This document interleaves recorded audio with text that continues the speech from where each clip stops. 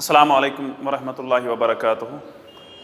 आज बेटा लेक्चर 13 है रेओप्टिक्स का और रिफ्रैक्शन का, आई थिंक थर्ड लेक्चर है।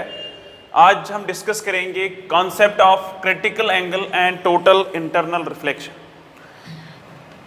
हेडिंग लगाओ बेटा, critical angle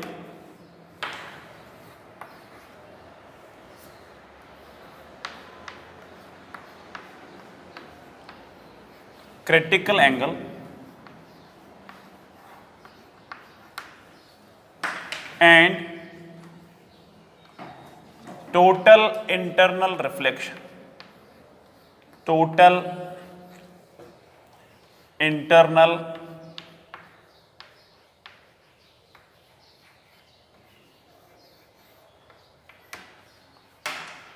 reflection. Critical angle and total internal reflection का ये जो लेक्चर है बेटा, बेसिकली ये दो पार्ट्स में आएगा। पहले पार्ट में हम डिस्कस करेंगे क्रिटिकल एंगल है क्या, ठीक है, इस पे एक इलस्ट्रेशन एक न्यूमेरिकल करेंगे क्रिटिकल एंगल पे। फिर concept of total internal reflection जो है, इस पे हम 4 क्वेश्चन सॉल्व करेंगे रे डायग्राम की बुनियाद पे, ठीक है। और फिर जो इस लेक्चर का सेकंड पार्ट आएगा वो आएगा applications of total internal reflection, ठीक। सो सबसे पहले क्रिटिकल एंगल समझना होगा। जब क्रिटिकल एंगल समझ आएगा तो उसके बाद ऑब्वियसली आपको टोटल इंटरनल रिफ्लेक्शन का कॉन्सेप्ट क्लियर होगा, ठीक है। सो इस कॉन्सेप्ट को अंडरस्टैंड करने के लिए मैं यहां पे 2 मीडियम बनाऊं, rare medium and denser medium, ठीक है। फिर क्रिटिकल या फिर टोटल इंटरनल रिफ्लेक्शन की जो कंडीशंस होगी, कब होगी टोटल इंटरनल रिफ्लेक्शन, ठीक है, फिर उसकी कंडीशंस लिखेंगे और फिर डिस्कस करेंगे टोटल इंटरनल रिफ्लेक्शन। सबसे पहले क्रिटिकल एंगल का कॉन्सेप्ट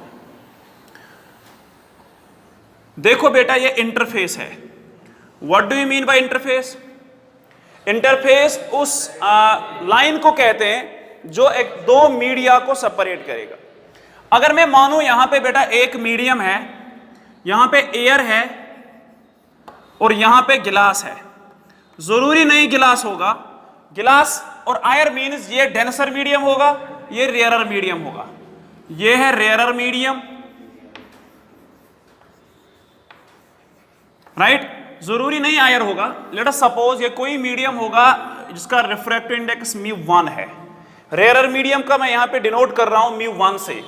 और ये गिलास है, जरूरी नहीं गिलास वाटर भी हो सकता है, ठीक है। सो गिलास मीन्स मैंने आयर के साथ कंपेयर किया था। सो यहां पे जो मीडियम होगा वो डेंसर मीडियम होगा। डेंसर माने तो ऑप्टिकल डेंसर, ठीक है, डेंसर मीडियम, इसका रिफ्रैक्टिव इंडेक्स μ2। देखो बेटा, अगर यहां पे मैं नॉर्मल ड्रा करूं, कॉन्सेप्ट ऑफ क्रिटिकल एंगल समझो, ये नॉर्मल है। आप मुझे बताओ, अगर मैं डेंसर मीडियम में ऑब्जेक्ट रखूं, रे ऑफ लाइट कहां से आएगी? डेंसर मीडियम से, रेयर से नहीं। अगर डेंसर मीडियम से रे ऑफ लाइट आएगी, यहां पे बेटा ये कोई एंगल ऑफ इंसिडेंस है I, ठीक है ना। यहां पे मैंने किसी ऑब्जेक्ट को रखा है और एंगल ऑफ इंसिडेंस है, इंसिडेंट रे जो बना रही है नॉर्मल के साथ, ये एंगल ऑफ इंसिडेंस है। मुझे बताओ जब इंटरफेस पे रे ऑफ लाइट पहुंचेगी व्हाट विल हैपन? रिफ्रैक्शन आएगी, लाइट जा रही है डेंसर मीडियम से rarer medium, what will happen कि इसकी एक्चुअल पाथ डायरेक्ट थी ये, लेकिन जब लाइट जाती है पास डेंसर से rarer medium, it bends away from normal. अगर ये अवे जाएगी बेटा, इट मीन्स ये ऑलमोस्ट इस डायरेक्शन में जाएगी। दिस विल बी रिफ्रैक्टेड रे। सो ये एंगल जो होगा ये एंगल R होगा, ठीक है, और ये रिफ्रैक्टेड रे होगी, नंबर 1। अगर मैं एंगल ऑफ इंसिडेंस थोड़ा इंक्रीज करूं, what will happen? So now यहां पे मैं दिखाऊं, अगर मैं एंगल ऑफ इंसिडेंस को बेटा बढ़ाऊं, यहां पे ये नॉर्मल है, अब एंगल ऑफ इंसिडेंस थोड़ा बढ़ जाएगा, बढ़ गया ना यहां पे, ये छोटा था, अब मैं इंक्रीज कर रहा हूं एंगल ऑफ इंसिडेंस को। ये एंगल ऑफ इंसिडेंस, ये I1 था, कुछ एंगल ऑफ इंसिडेंस फर्स्ट, ये मैंने I2 रखा, कोई दूसरा एंगल ऑफ इंसिडेंस, लेकिन एंगल ऑफ इंसिडेंस सेकंड जो है वो बड़ा है as compare to first angle. So what will happen, still refraction आएगी बेटा, यहां पे आएगी रिफ्रैक्शन इंटरफेस पे, और दूसरे वाले केस में भी रिफ्रैक्शन आएगी, ठीक है ना। सो रिफ्रैक्शन के टाइम पे टेल मी, इसकी एक्चुअल पाथ ये थी, ठीक है, ये एक्चुअल पाथ थी इसकी, लेकिन जब डेंसर से लाइट रे आएगी और रेयरर में जाएगी, it will bend away from normal, so ये इस डायरेक्शन में जाएगी, ठीक है ना बेटा। So angle of refraction increase होगा, ऑब्वियसली ये इंक्रीज हो रहा है, ये भी इंक्रीज होगा, ठीक है। एक ऐसा एंगल, अब अगर मैं और इंक्रीज करूं, आपको क्या लग रहा है, ये रे ऑफ लाइट जो है ये ऑलमोस्ट क्लोज हो रही है टू द इंटरफेस, इसमें और नीचे आएगी, और अगर मैं एंगल ऑफ इंसिडेंस और ज्यादा बढ़ाऊं, अगर मैं और ज्यादा बढ़ाऊं,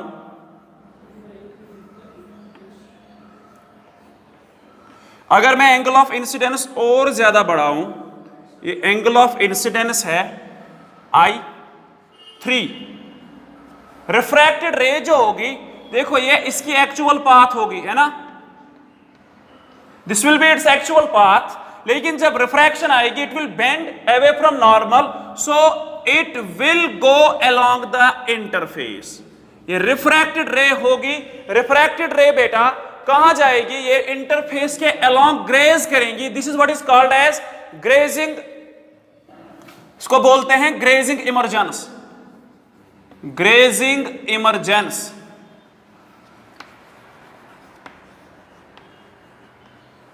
ग्रेजिंग इमर्जेंस यानी एंगल आर कितना आया, 90 डिग्री, ठीक है ना।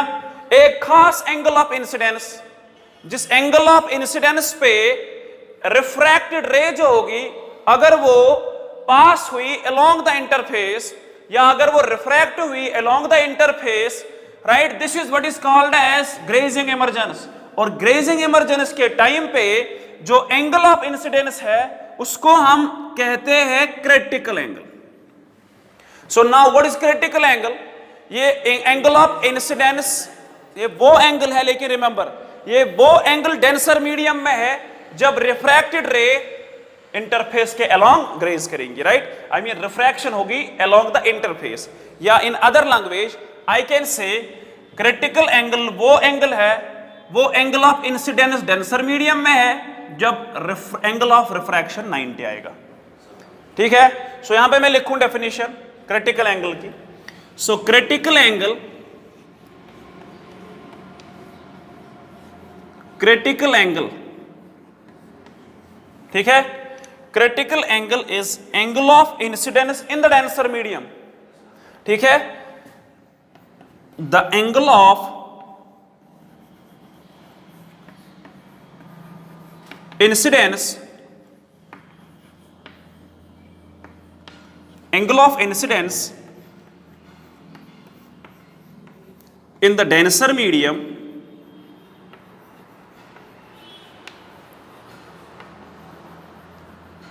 ठीक है, angle of incidence in the denser medium when refracted ray is refracted along the interface, or when angle of refraction becomes 90, when angle R is equal to 90। ये भी डेफिनेशन है, या आप लिखो when refracted ray is refracted along interface, उसको बोलते हैं बेटा critical angle in the denser medium. when, एक कंडीशन ये भी है, दूसरी क्या है, when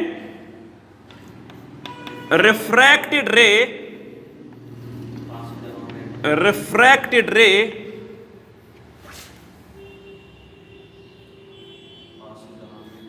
passes या moves या goes, ठीक है, तो कुछ भी लिख सकते हो, या grazes along, या refracted along, gets refracted along interface,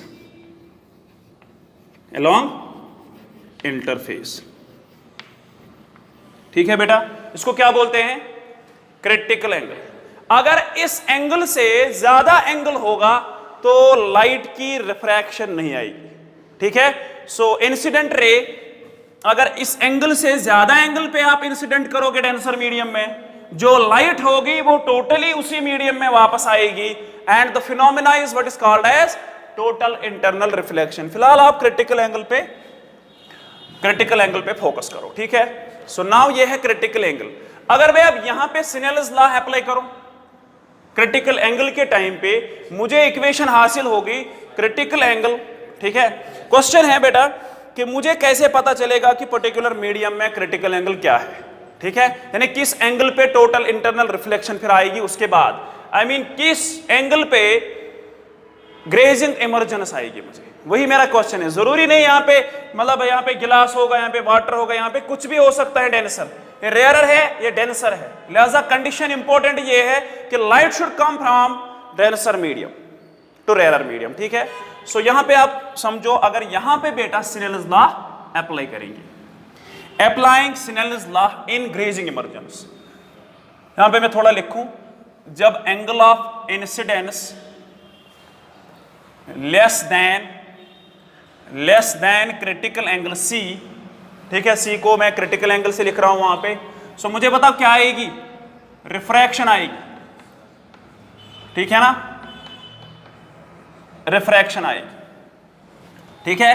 अगर आई बराबर आया क्रिटिकल एंगल के बराबर, ठीक है, सो उस टाइम क्या आएगी बेटा, उस टाइम बोलते हैं हम ग्रेजिंग इमर्जेंस। क्या आएगी, ग्रेजिंग इमर्जेंस।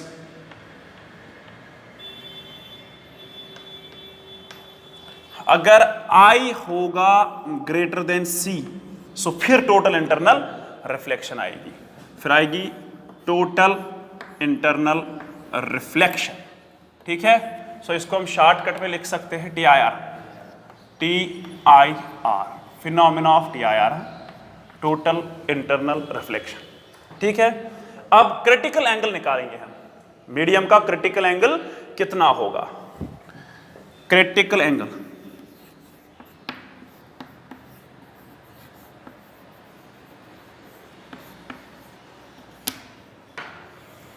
देखो बेटा, क्रिटिकल एंगल आप ग्रेजिंग इमर्जेंस का कॉन्सेप्ट यूज करके क्रिटिकल एंगल निकाल सकते हैं, क्योंकि यहां क्रिटिकल एंगल नहीं था, इसमें भी नहीं था, यहां पे क्रिटिकल एंगल अराइज हो रहा है, ठीक है। So apply Snell's law, apply Snell's law किस केस में, इस वाले केस में, ग्रेजिंग इमर्जेंस में। इसको मैं इक्वेशन 1 लिखूं यहां पे, ठीक है। Grazing emergence, in grazing emergence,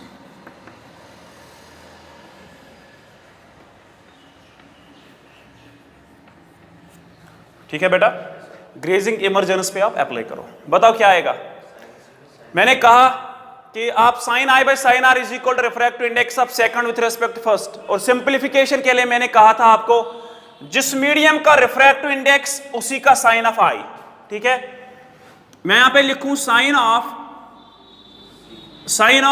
angle of incidence, ठीक है ना, और उसी मीडियम का रिफ्रैक्टिव इंडेक्स कितना है, μ2 है ना, इज इक्वल टू μ1 उसी का साइन है, साइन ऑफ आर, है ना, यही सिनेलस लॉ यही है। अब मुझे बताओ कि जब एंगल क्रिटिकल एंगल होगा, जब incidence angle if I is equal to C critical angle comma R becomes 90, ठीक है ना बेटा। बताओ फिर μ2 ही sine of I sine of C is equal to μ1, अभी मैंने ये रेयरर मीडियम है, μ1 लिखो, साइन R साइन ऑफ 90, ठीक है बेटा, ये आएगा साइन 91, ये आएगा μ1। सो साइन C हम लिख सकते हैं ना, sine of C is equal to μ1 by μ2। यहां पे देखो, अब sine C is equal to μ1 divide by μ2। μ1 कौन सा मीडियम है, रेयरर, जरूरी नहीं आयर होगा, रेयरर मीडियम है, ये रेयरर है। डिवाइड में क्या है बेटा, μ2 किसका रिफ्रैक्टिव इंडेक्स है, ये डेंसर मीडियम है। आप मुझे बताओ, हमेशा के लिए याद रखो, जो साइन सी का वैल्यू आएगा राइट साइड में, क्या वो ग्रेटर देन 1 आएगा, इज इक्वल टू 1 आएगा, लेस देन 1 आएगा? Sine C will be always less than 1, क्योंकि μ2 is large as compare to. So यहां पे मैं लिखूं, जो μ2 है वो ग्रेटर देन 1 होगा, क्योंकि डेंसर मीडियम का refractive index always greater than 1, ये आएगा μ2 ग्रेटर देन 1। सो मैं लिख सकता हूं ना, ऐसे भी लिख सकते हैं, μ2 इज ग्रेटर देन μ1। सो जो रेशो आएगा μ1 by μ2, डिनोमिनेटर में बेटा ज्यादा है ना, so it comes out to be therefore μ1 divided by μ2 always less than 1। याद रखो फिर, देयरफॉर साइन सी का वैल्यू जो होगा दैट इज लेस देन 1, याद रखो। लिहाजा यहां पे कंफ्यूजन नहीं होना चाहिए, ऊपर कौन सा मीडियम है, नीचे कौन सा मीडियम में रखूं। आप याद रखो, हमेशा के लिए साइन सी लेस देन 1 आएगा, मींस ऊपर रेयर मीडियम होगा, नीचे डेंसर मीडियम होगा। ठीक है, यह है क्रिटिकल एंगल के लिए फॉर्मूला। ठीक है, अब मैं यही क्रिटिकल एंगल निकालूं जब मैं गिलास और आयर इंटरफेस को कॉन्सेप्ट यहां पे स्टार्ट करूं। ठीक है, जरूरी नहीं बेटा। ठीक है, सो क्रिटिकल एंगल को अंडरस्टैंड करने के लिए मैं एक छोटी सी न्यूमेरिकल, छोटा सा कॉन्सेप्ट यहां पे समझाऊं आपको बेटा। अगर हमारे पास यहां पे क्वेश्चन में लिखूं, फाइंड क्रिटिकल एंगल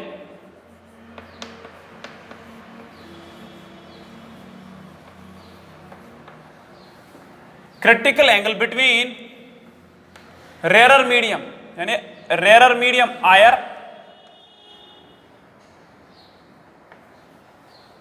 ब्रैकेट में मैं लिखूं आयर का रिफ्रैक्टिव इंडेक्स 1 है, एंड गिलास,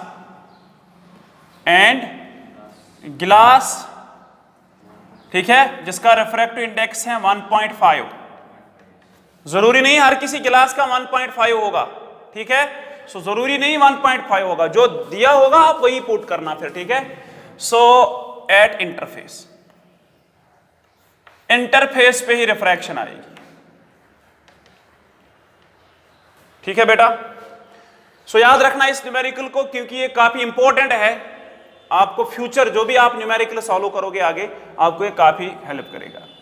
सो जो इसका सॉल्यूशन होगा, बताओ क्रिटिकल एंगल कितना होगा, sine of C is equal to refractive index of rarer medium, वो एयर है यानी म्यू एयर,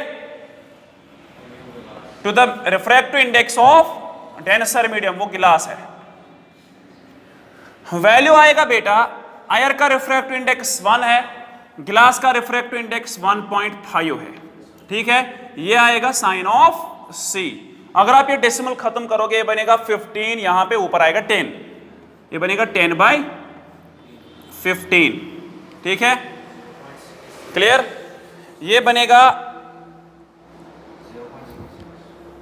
0 पॉइंट, ऐसे ही रखो, आई थिंक 2/3 आएगा ना बेटा, 5 2s 5 3, सो ऐसे याद रखो आप, 2/3 आएगा। आपको साइन C आया 2/3, और C कितना आएगा, साइन इनवर्स ऑफ 2/3। बेटा ये वैल्यू आप याद रखो, ये ऑलमोस्ट 42 डिग्री आ रहा है, ऑलमोस्ट 42 डिग्री आएगा। सो लिहाजा जो क्रिटिकल एंगल गिलास को होगा, मैक्सिमम केसेस में 42 डिग्री आएगा, और यहां पे 1.5 होना चाहिए, otherwise this will vary. Are you getting? So जो मैक्सिमम प्रॉब्लम्स आएगी आपको इस क्रिटिकल एंगल पे, आपको ये समझना होगा यहां पे कि जो C है, C comes out to be almost 42 degree. So कितना क्रिटिकल एंगल आया बेटा आप गिलास के लिए, आई मीन गिलास आयर इंटरफेस के लिए, 42 डिग्री। इसका मतलब है अगर गिलास से लाइट आएगी फिर वो आयर की तरफ जाएगी, अगर इंसिडेंट रे का एंगल गिलास में या गिलास आयर इंटरफेस पे 42 डिग्री होगा, एक्यूरेट 42 डिग्री पे ग्रेजिंग इमर्जेंस आएगी, और अगर इंसिडेंट एंगल ऑफ इंसिडेंस इससे ज्यादा होगा तो टोटल इंटरनल रिफ्लेक्शन आएगी, जो मैं अभी अब एक्सप्लेन करूंगा। और ठीक है, तो लिहाजा हम डिस्कस करेंगे पहले अब टोटल इंटरनल रिफ्लेक्शन। ये कॉन्सेप्ट आपको समझ आया, सी कैसे हम एक निकाल सकते हैं।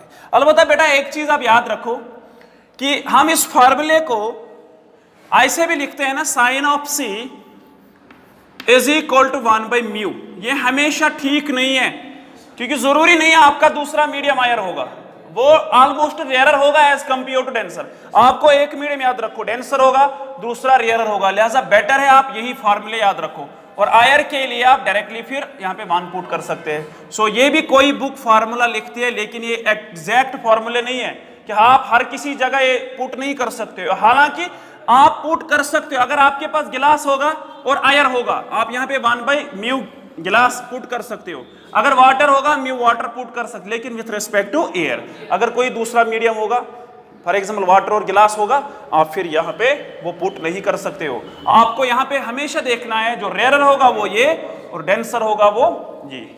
सो अब कंडीशन इसकी क्या है? कंडीशन क्या है बेटा?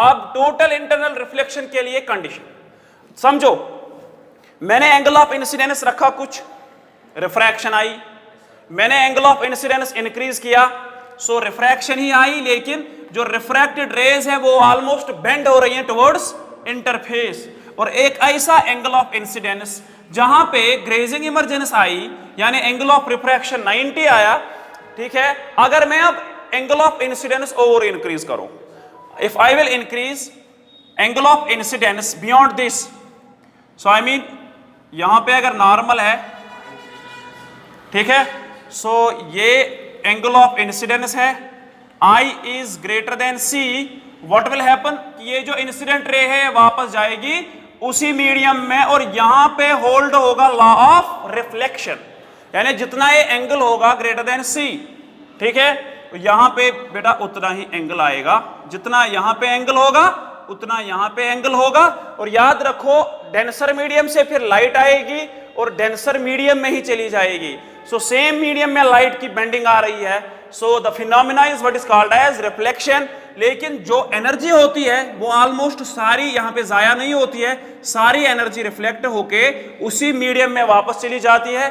That is why this is what is called as total internal reflection, total internal reflection, ठीक है। अब दो कंडीशंस क्या है टोटल इंटरनल रिफ्लेक्शन के लिए? पहली कंडीशन है I should be greater than C।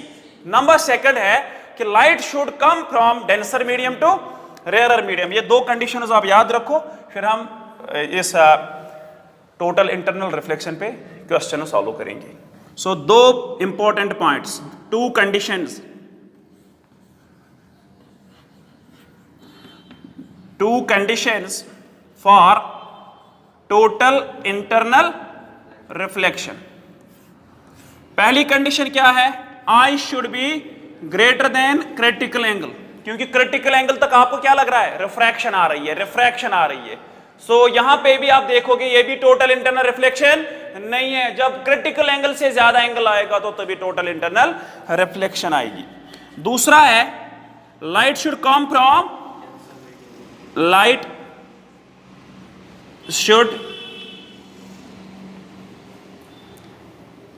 should come from denser medium to rarer medium, denser medium to rarer medium। ये दो कंडीशंस बेटा आप याद रखो, ठीक है। सो अब मैं आपको क्वेश्चंस दिखाऊं टोटल इंटरनल रिफ्लेक्शन पे, ठीक है। सो दो चार क्वेश्चन हम सॉल्व करेंगे। सो नाउ क्वेश्चन नंबर 1 हम सॉल्व करेंगे। रे डायग्राम पे क्वेश्चंस होंगे कि आपको रिफ्रैक्शन और टोटल रिफ्लेक्शन का कॉन्सेप्ट पूरा आना चाहिए, तभी तो आप रे डायग्राम अंडरस्टैंड कर सकते हैं। यहां पे मैं दो चार क्वेश्चंस यहां पे रखूं, वो सारे रे डायग्राम पे होंगे, ठीक है। पाथ ऑफ रे आपको क्वेश्चन होगा। सो पहला क्वेश्चन हम सॉल्व करेंगे।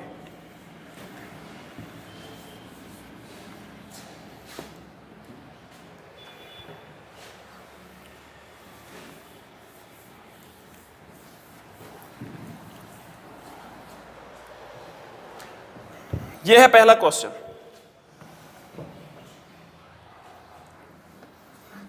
टोटल इंटरनल रिफ्लेक्शन पे पहला क्वेश्चन।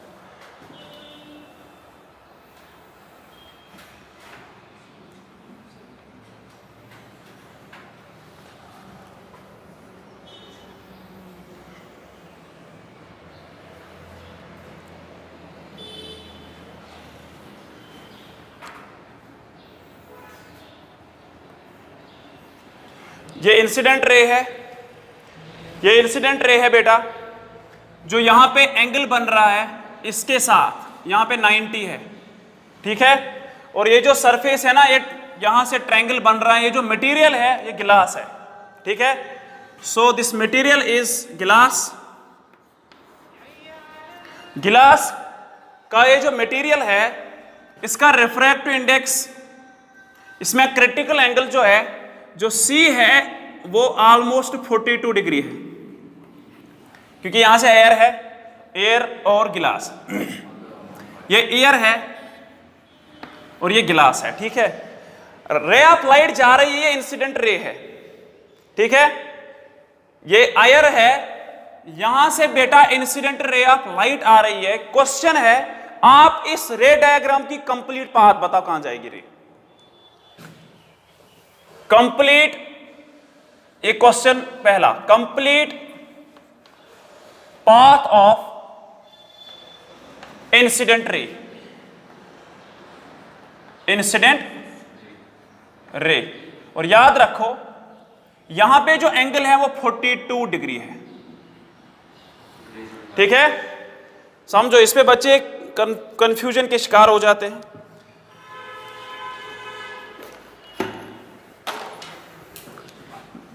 करो बेटा कंप्लीट रे diagram, complete path of incident रे, पाथ ऑफ इंसिडेंट रे।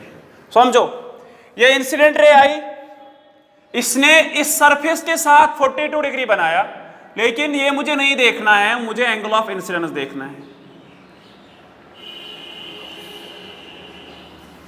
ये नॉर्मल है, ठीक है। नॉर्मल के साथ अगर ये 42 है, ये 48 होगा, क्योंकि टोटल 90 बन रहा है, क्लियर। ये 48 डिग्री है। आप मुझे बेटा बताओ, ये इस वक्त ray of light denser medium में जा रही है, उसका एंगल ऑफ इंसिडेंस 48 डिग्री है और क्रिटिकल एंगल 42 डिग्री है। What will happen? Total internal reflection, I mean जितना एंगल ये होगा उतना ही एंगल यहां पे भी बनेगा, ठीक है ना। ठीक है, सो ये हो जाएगी टोटल इंटरनल रिफ्लेक्शन। ये एंगल कितना बनेगा? 48 डिग्री। समझ आया? ठीक है, अब मुझे यहां पे देखना है what will happen to here. यहां पे क्या होगा? देखो बेटा, अगर मैं यहां पे नॉर्मल ड्रा करूं कि जहां पे भी लाइट इंटरफेस पे स्ट्राइक करेगी आप नॉर्मल ड्रा करो। अगर ये एंगल 48 है, ये कितना है? ये भी 48 है। अगर ये 48 है, टोटल 90 है, ये कितना आएगा? 42 डिग्री। अब आपका एंगल ऑफ इंसिडेंस 42 डिग्री है। ये है grazing emergence, because angle of incidence is equal to critical angle. So what will happen कि ये इंसिडेंट यहां पे जो रे आएगी वो यहां से जाएगी, जिसको हम ग्रेजिंग इमर्जेंस बोलेंगे। ये रे ऑफ लाइट की पाथ होगी। यहां से रे ऑफ लाइट आई, यहां से रे ऑफ लाइट आई और यहां पे सीधे रिफ्रैक्शन नहीं करना है, बेंडिंग टुवर्ड्स नॉर्मल। ठीक है, ख्याल रखो एंगल की बात है यहां पे। टोटल इंटरनल रिफ्लेक्शन मैंने 42 डिग्री एंगल लिया था, सो यहां पे नॉर्मल के साथ टोटल 90 बनेगा। सो लिहाजा बेटा एंगल ऑफ इंसिडेंस 48 डिग्री होगा। सो अगर 48 डिग्री एंगल ऑफ इंसिडेंस है, वो ग्रेटर देन क्रिटिकल एंगल है, सो टोटल इंटरनल रिफ्लेक्शन आएगी। ठीक है, जब टोटल इंटरनल रिफ्लेक्शन आएगी यानी जितना ये एंगल उतना ही ये एंगल, सेम मीडियम में लाइट रिफ्लेक्ट हो रही है। सो अगर ये 48, ये भी 48 डिग्री, और यहां पे जब ये स्ट्राइक करेगी इस इंटरफेस पे, ठीक है ना, सो ये 48 डिग्री होगा, ये भी 48 डिग्री होगा। और जब 48 डिग्री ये है, टोटल 90 है, ये 42 होगा। सो अब आपका इस पॉइंट पे एंगल ऑफ इंसिडेंस 42 है। सो जब angle of incidence is equal to critical angle, critical angle जब आएगा तो आपको ग्रेजिंग इमर्जेंस होगी, यानी एंगल आर बनेगा 90। ये नॉर्मल है और ये रिफ्रैक्टेड रे होगी। So this will be grazing emergence and this is the path of the light. You have to complete the path of light. ठीक है, 2-4 क्वेश्चन इसमें दिखाऊं सो आपको क्लियर कॉन्सेप्ट आएगा, क्योंकि आपके एनसीईआरटी ने इस पे डिस्कशन किया है। सो यह है question number 1, complete path of incident रे इन दिस वेरी केस। समझ आया? सो अब सेकंड क्वेश्चन हम सॉल्व करेंगे। दूसरा question total internal reflection concept पे, complete path of incident ray. ये मैंने यहां पे प्रिज्म लिया है, ठीक है, प्रिज्म आइसोसेलेस प्रिज्म, 2 एंगल्स यहां पे सेम है, तीसरा 90 आएगा, और प्रिज्म का जो गिलास है वो यहां पे बेटा जो रिफ्रैक्टिव इंडेक्स इसका आएगा, क्रिटिकल एंगल वही 42 डिग्री है। जब क्रिटिकल एंगल पता होगा मींस आपके पास रिफ्रैक्टिव इंडेक्स की इंफॉर्मेशन है, आप इक्वेशन से निकाल सकते हैं, ठीक है, 2/3 जो मैंने इससे पहले भी दिखाया था, यानी इसका रिफ्रैक्टिव इंडेक्स है μ = 1.5। मुझे इंसिडेंट रे देखना है कि कहां जाएगी, ठीक है। सो सबसे पहले आप देखोगे बेटा ये इंसिडेंट रे, ये नॉर्मल इंसिडेंस है, ये सीधे दूसरे मीडियम में जाएंगी विदाउट गोइंग टुवर्ड्स और away from the normal. So ये सीधे जाएगी, ठीक है। सो जब ये इस हाइपोटेन्यूज जो है, जब ये इस पे स्ट्राइक करेगी, ठीक है, व्हाट विल हैपन, कि आप यहां पे नॉर्मल ड्रा करो, आप यहां पे नॉर्मल ड्रा करो, ये कितना होगा ये एंगल,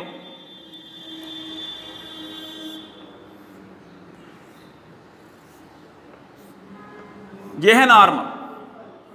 आपका एंगल ऑफ इंसिडेंस कितना है, देखो ये 45 है, ठीक है, ये टोटल कितना है, ये पैरेलल रे है, ये 45 है, ये भी 45 होगा, 45 है, टोटल 90 है, ये भी 45 आएगा।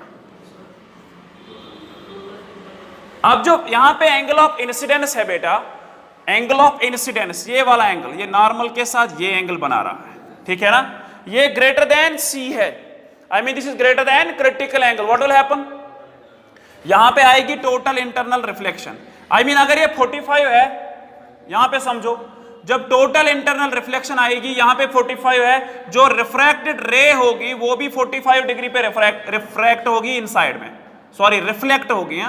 सो आई थिंक ये होगी सिचुएशन, होगी ना, यहां पे 45 है, यहां पे भी 45 है, क्योंकि टोटल इंटरनल रिफ्लेक्शन का मतलब है रिफ्लेक्शन लॉस जो है angle I equal to angle R hold होगा।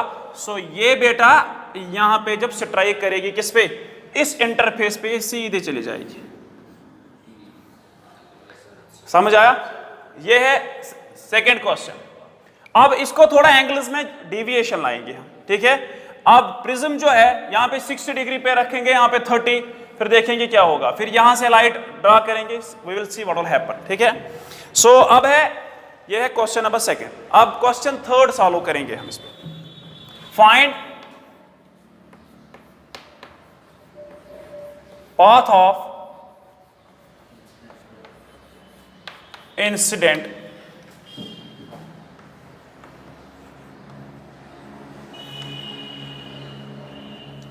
रे इन दिस वेरी फिगर। ये इंसिडेंट रे है,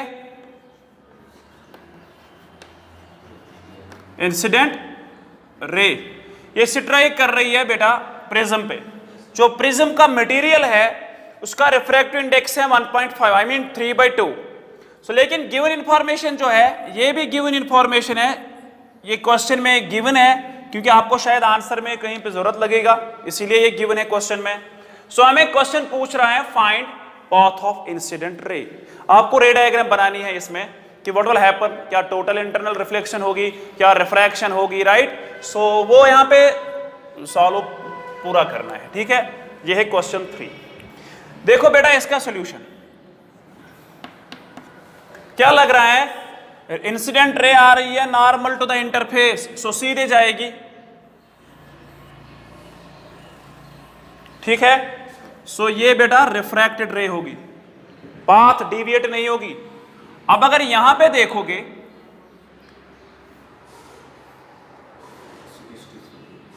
ये नॉर्मल है, ये 60 है, ये कितना है, ये भी 60 है, अगर ये 60 है 30 है 90, आ गया ना ऊपर राइट ट्रायंगल, ओके। ये 60 है, ये पैरेलल, ये दो पैरेलल है, यहां पे भी 60 होगा, टोटल 90 है, सो ये 30 होगा। Angle of incidence is 30 degree. क्या वो क्रिटिकल एंगल से ज्यादा है, कम है? क्रिटिकल एंगल कितना है?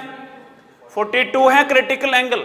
सो अगर क्रिटिकल एंगल 42 डिग्री है, एंगल ऑफ इंसिडेंस इस वक्त क्रिटिकल एंगल से छोटा है। See what will happen?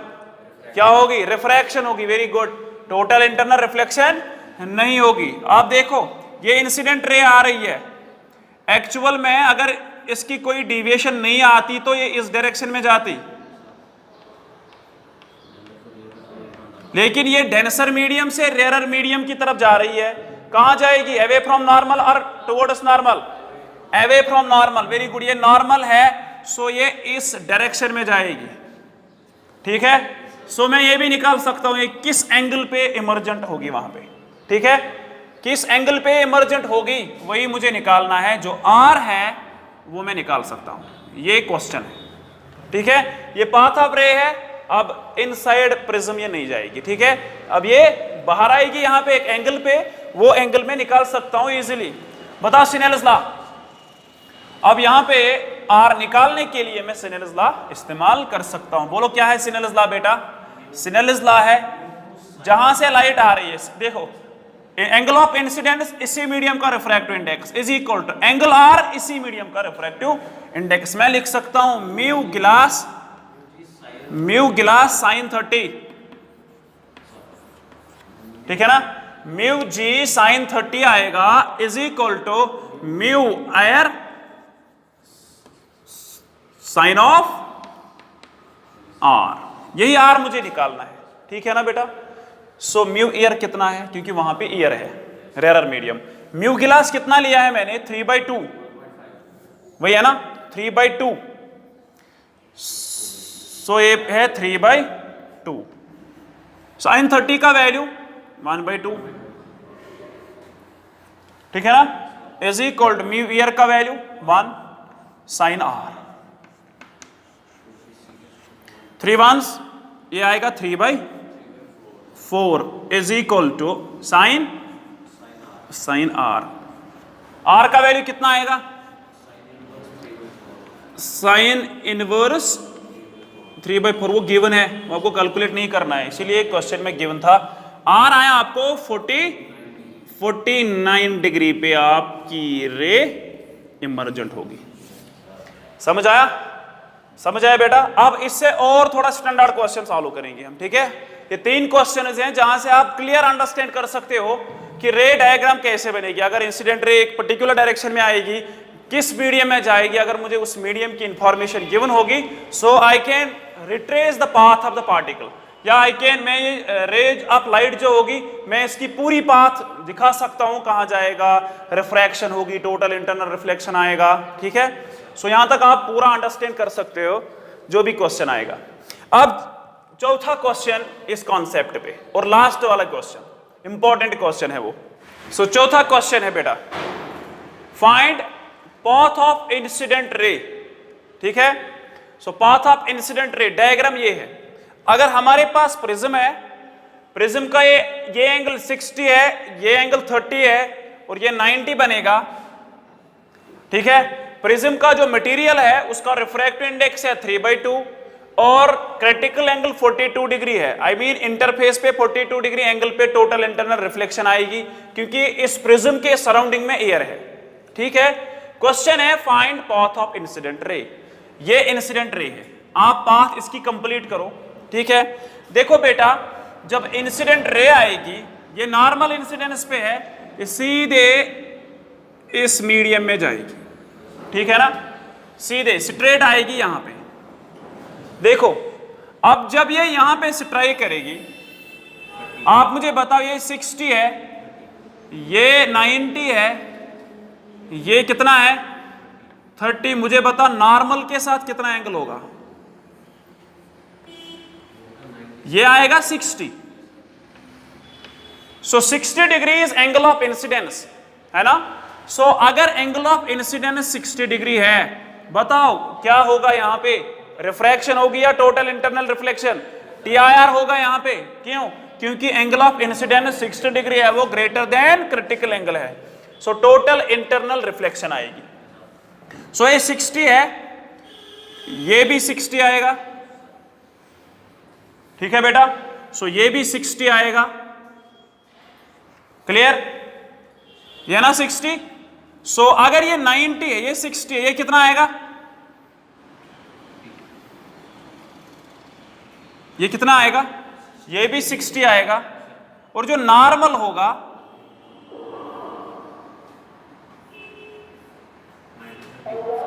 Normal पे कितना एंगल बनेगा, यहां पे ये आएगा बेटा 30। एंगल ऑफ इंसिडेंस जो है वो 30 डिग्री है नॉर्मल के साथ। अब डेंसर मीडियम से लाइट आ रही है to the rarer medium, angle is 30, what will happen, यहां से रिफ्रैक्शन आएगी। सो रिफ्रैक्शन भी देखो क्या होगी कि अगर यहां से बेटा मैं सीधे देखूं कि जो एक्चुअल में रे थी वो किस डायरेक्शन में जाती, वो इस डायरेक्शन में जाती है ना, लेकिन नॉर्मल ये है डेंसर टू रेयरर जब जाएगी it will bend away from normal. So इसकी डायरेक्शन होगी ये, ठीक है ना। सो ये एंगल मुझे निकालना है, ठीक है बेटा। देखो आर कितना आएगा, इंसिडेंट रे थी सीधे जाएगी नॉर्मल इंसिडेंस, यहां पे एंगल बनता है इंसिडेंस एंगल 60, वो ग्रेटर देन क्रिटिकल एंगल है। सो यहां पे टोटल इंटरनल रिफ्लेक्शन आएगी, टोटल इंटरनल रिफ्लेक्शन इस इंटरफेस पे आप देखो कि 30 डिग्री एंगल बनेगा नॉर्मल के साथ, एंगल ऑफ इंसिडेंस 30 है, so less than critical angle है तो रिफ्रैक्शन आएगी। ये होगा नॉर्मल के साथ रिफ्रैक्टेड रे का एंगल, यही मुझे निकालना है। देखो बेटा कैसे निकालेंगे हम, सिनेलस लॉ ऑपरेट करेंगे यहां पे, apply Snell's law at this interface, इस इंटरफेस पे, I mean A B interface पे, एट इंटरफेस ए बी, ठीक है। Refractive index angle of incidence ये है और जहां से इंसिडेंट रे आ रही है उसका रिफ्रैक्टिव इंडेक्स मैं लिखूं साइन ऑफ आई, और वहां पे रिफ्रैक्टिव इंडेक्स गिलास है, ये आएगा is equal to mu air sine R, ठीक है बेटा। So the value comes out to be mu glass 3/2 sign of I 30 degree, जैसे मैंने लास्ट प्रॉब्लम में दिखाया वही आ रहा है, ये 1 है into sine of sine R, ये बनेगा 1/2, ये आएगा 3/2 into 1/2 is equal to sine of R. Sine R आया बेटा किसके बराबर, 3/r आया,